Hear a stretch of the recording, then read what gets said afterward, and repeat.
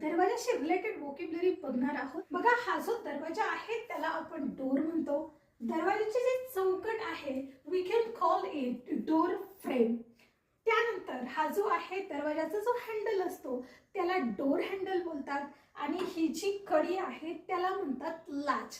जर खाली असेल तर लोअर लॅच आणि जर वरती असेल तर अप्पर लॅच.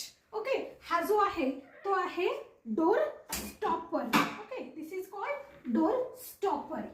देन पुढे बघा, इथे जे आहे ही जी बिजागरी आपण त्याला म्हणतो we can call it door hinge.